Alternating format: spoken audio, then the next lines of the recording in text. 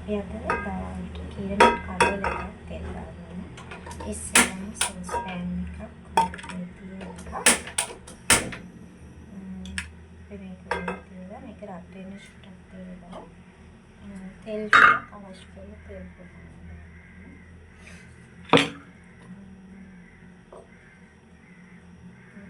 මේකෙන් තේරෙන දෙයක් කරලා මේකට දාගන්න. දාගෙන මේක ටිකක් රත් වෙන්න දෙන්න ඕනේ. ඊට පස්සේ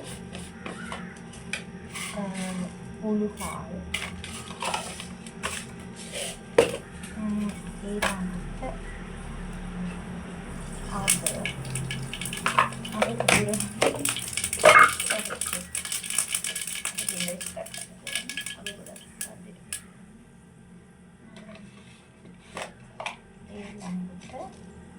සූදු ටිකක් දාලා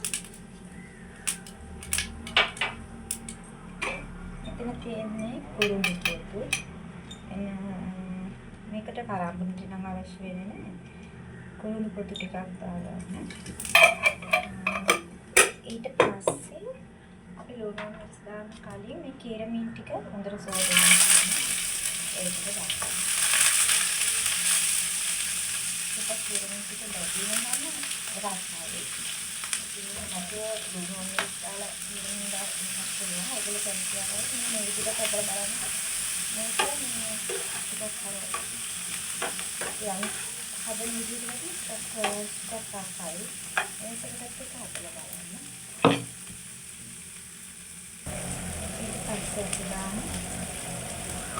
දාන්න පොඩි බබාලේ නෙමෙයි ගොඩක් මිස්ටි දාන්න එපා. ඒක පෙරදෙවි කන්න බහනේ. ඒකයි තමයි ටිකක් දාන්න. කහක් පොඩි ගොඩාක් දාන්න කලම අපි කැරි පොඩි දාලා ඒක කහ පොඩියට එනම් කලර් එක ටිකක් ෂේඩ් අමුතුන පහක් වෙනවා කියන්නේ. ගොඩක් ඒ දේවල් දාන්න එපා. ඊට පස්සේ මේ කැරි පොඩි බබාලේ නම් ගොඩක් දාන්න එපා. ඒක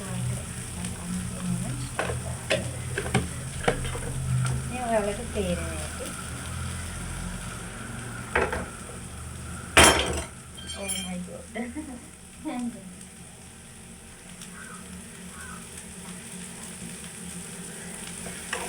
මේක ටිකක්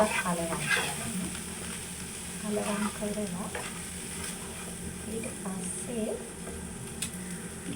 ලුණු සුදු ලුණු ඊට පස්සේ මේ කොච්චි තක්කාලි මාළු මිරිස් ඒ ටික තේරෙන්න මේකට දාන්න.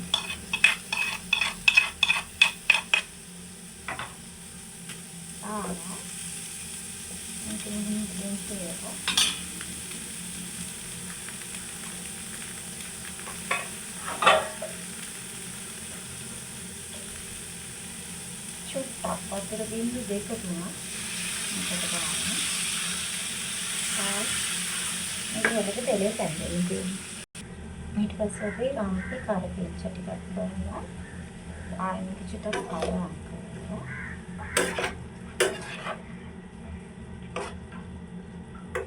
ලුණු ටිකත් හොඳට මැලවෙන්න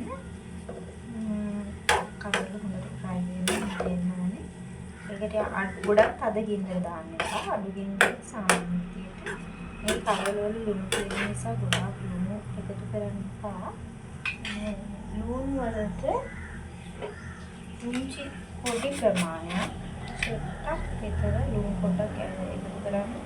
ඒ ලුණු වලට ඒ ලුණු රසය එන නිසා ගොඩක් ලුණු දාන්න එපා. කවරල වල ලුණු තියෙන නිසා කරවල මම අද උණු වතුරෙන් මේ නෙවෙයි මේවා කරේ සාමාන්‍ය වතුරේ.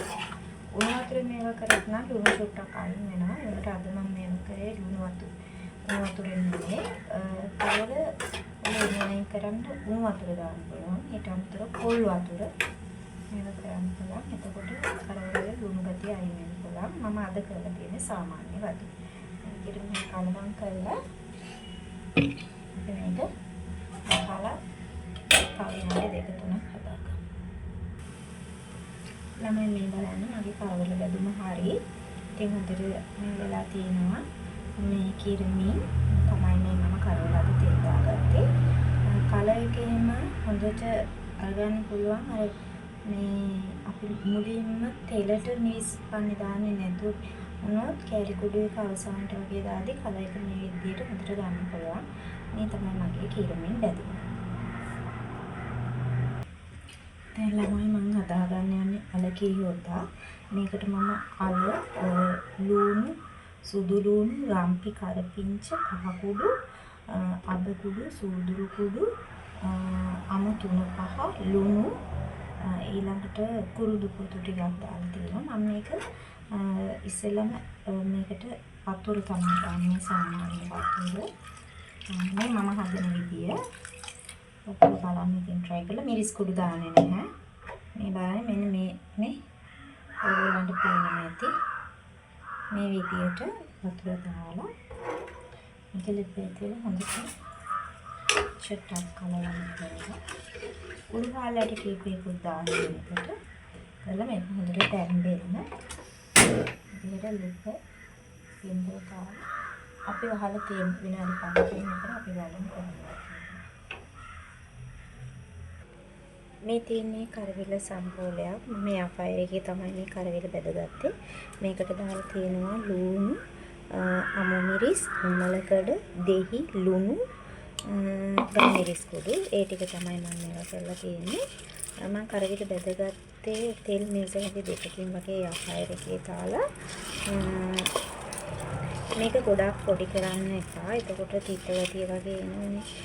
ඉතින් මේ යාපයර එකේ දාලා හදපුවම ගොඩක් මේ හෙල්ත් එකට එහෙම ලොකු අවුලක් නෑ. හොඳට මේ ඒ කියන්නේ තෙල් අගුණ අම්මෙක්ට තාත්තෙක්ට උනත් දෙන්න පුළුවන් ඔයාලට. යාපයර එකක් ගෙදර ළමයි තියාගන්න එක ගොඩක් වටිනවා. මොකද මේ කාලේ හැදෙන ලෙඩ රෝගات එක තෙලේ බදින කෑමක් තෙලේ රසටම හොඳටම මේවා කරගන්න පුළුවන් යාපයර එක. සාමාන්‍ය ලොකු ප්‍රයිස් එකකට නෙමෙයි මැද ප්‍රයිස් එකකට වගේ යාපයර ගන්න පුළුවන්. ඉතින් ඔයගොල්ලෝ හෙල්ත් එක ගැන හිතනවා නම් දෙමෝපියන්ගේ ශරීර සෞඛ්‍ය චිත්තක් මේ වෙලා තියෙනවා නම් ඒකට ඒක ගොඩක් වටිනවා. මේ බලන්න අවුට්පුට් එක මෙන්න මේ විදිහට තමයි මගේ කරවිල සම්බෝල එන්නේ. අපි චුට්ට ලුණු එකක් ගාලා බලමු. හොඳ පර්ෆෙක්ට් ස්පර් එකට තියෙනවා. අපි ඊළඟට මේ ගෝවා එක තේරුම් ඇත්තටම ළමයි මට අර මැල්ලුමක් නෑ. ඒක නිසා මම ගෝවා කෑල්ලක් තියෙනවා. ඒක මැල්ලුමක් විදිහට හදාගන්න තමයි යන්නේ. තෙල් චුට්ටක් මේකට තෙල් චුට්ටක් දාගන්න. තෙල් ගොඩාක් දාන්න එපා. පොඩ්ඩක් දාන්න.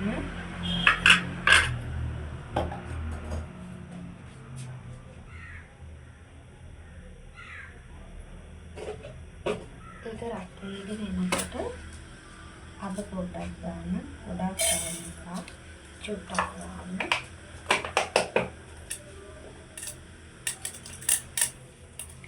මේකේ තියෙන්නේ ලුණු, කොච්චි, ඊළඟට ගෝවා. ඊට පස්සේ මේ තෙලට මේ ටික දාන්න.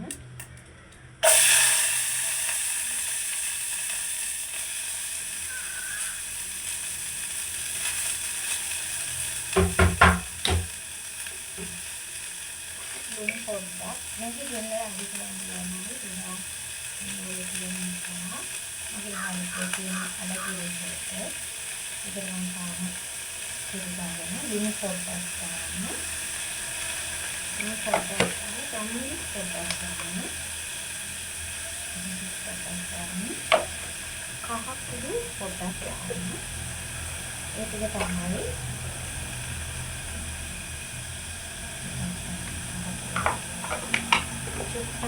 මේක කොහොමද සැලසෙන්නේ නැලෙන්නේ. මේ උයන ගෝල එකක් තමයි මම මැල්ලුම ඒක හදාගන්න ළමයි. අපිට මැල්ලුම නැහැ. ඒක නිසා මැල්ලුමක් අඩුව පුරවන ගෝල මැල්ලුමක් තමයි සකස් කරන්නේ. ගොඩක් ඉන්න අඩු කරලා ඊළඟට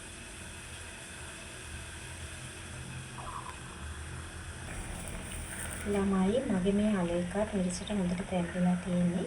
මේකේ මේ හොදි ටික මේ වතුර ටික හොඳටම හෙදුනම ඊට පස්සේ කිරි දාලා ගත්තාම හොඳ රසවත් අලු කිරි හොද්දා ගන්න පුළුවන්. අපි බලමු කොහොමද ඒක කියලා. තව චුට්ටක් වතුර මිලෙන්න ඕනේ. දැන් හොඳට අලු දෙන්නෙලා තියෙන්නේ. අල වගේ දෙයක් මාන්නයක් කන්නේ. අල වගේ දෙයක් අපිට ඔයගොල්ලෝ මේ වහලා හදාගත්ත ප්‍රශ්නයක් නැහැ. මාන්නයක් කරන වහලා හදාගන්නේ පාලනයි.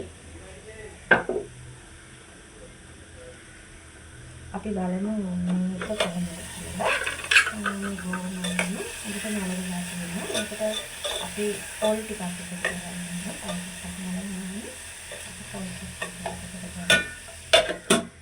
මේකට මම සුදු ලුණු ගෙඩියකුත් අල්ලලා දාලා තියෙනවා. ඒකට ඕල් ටිකක් එකතු කරගන්නවා. ඕල් හඳක් දාලා බලන්න. ගොඩාක් පටලවා තිබුණේ පොඩ්ඩක් හිතන්න. මේක පැත්තේ තව චුට්ටක්.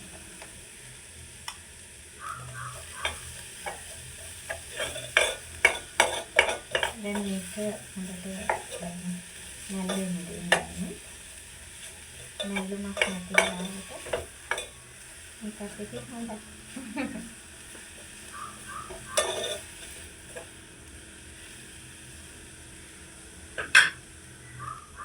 ඉතින් මමයි මගේ මේ ගෝවා මැල්ලුම අදලා ඉවරයි. මේ බලන්න ගෝවා මැල්ලුම.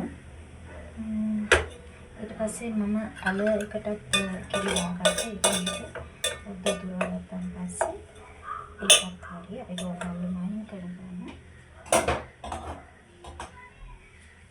පස්සේ අල කිරි හොද්ද ඒකට මම පොල් කිරි දැම්මා. හොඳ උපු පොල් කිරි දාන්න ලබන. අර අල කිරි හොද්ද හොඳ රසට හිටිනවා. හැබැයි කිරි දැම්මත් පස්සේ කිරි කැටි ගන්න එපා. එතකොට අර කිරි හොද්ද ලස්සන නැතු වෙනවා. හොඳට කිරි කැටි ගන්න දෙන්න නැතුව හොඳට කිරි ටික හොඳට උතුරව ගන්න ඕනේ. ඊට පස්සේ ඔයාලට ලිපින් පාවන්න පුළුවන්. ඉතින් ළමයි මගේ අල කිරි හොද්ද හොඳට පස්සේ ගත්තා. ඉතින් මගේ අල කිරි හොද්ද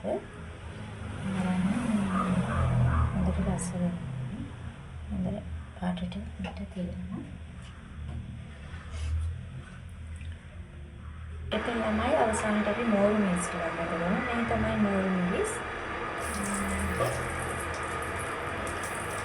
මේ මම පළවෙනි පාර තමයි මෝරු මිරිස් ගන්නේ. මම හිතන්නේ මේ මොදෝපු කිරි දාලා හදන්න කියලා. ඒ ගැන නම් හරියටම දන්නේ නැහැ.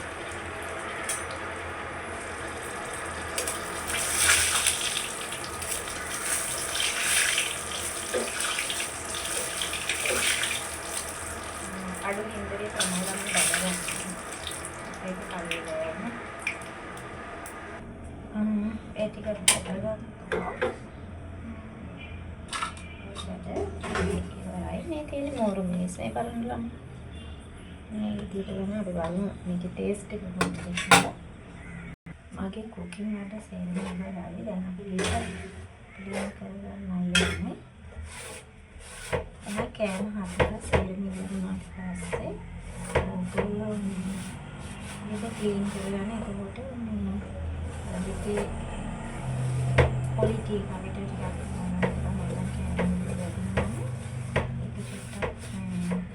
පාවිච්චි කරන්න බැහැ යා වැඩි කාලයක්.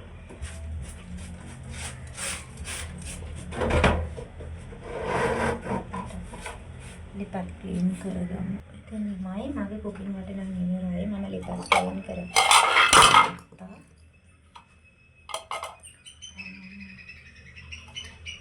ඒක තේරෙන්නේ.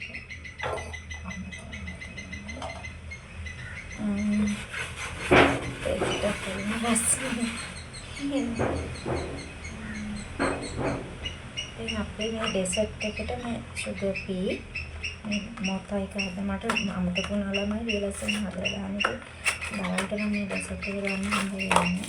තමක් නෑ අපි හදලා දාලා තියෙන්නේ. මේක මේ ලෙමන් ෆ්ලේවර් එක.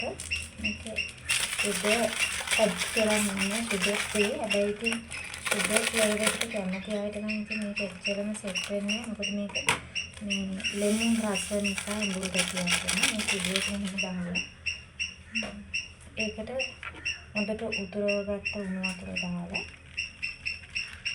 මේ විදිහට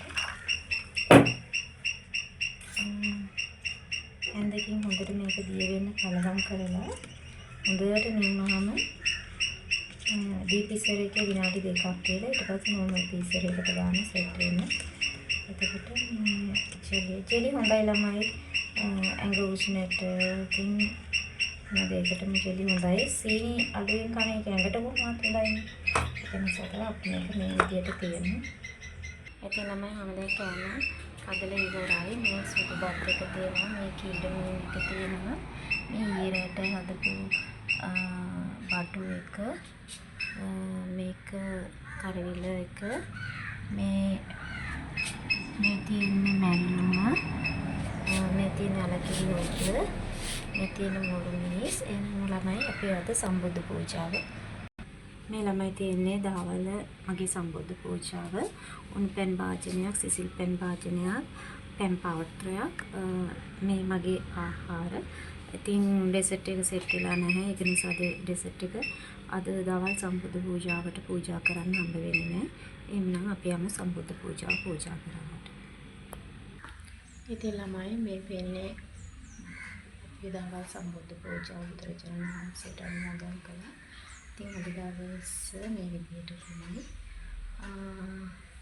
ඉතින් ඔයගොල්ලෝ සියලු දෙනා බොහොම සන්තෝෂයෙන් අද දවස ගෙවන්න කරන්න කියලා කියනවා. මම හිතේ තාක්ෂේට කියන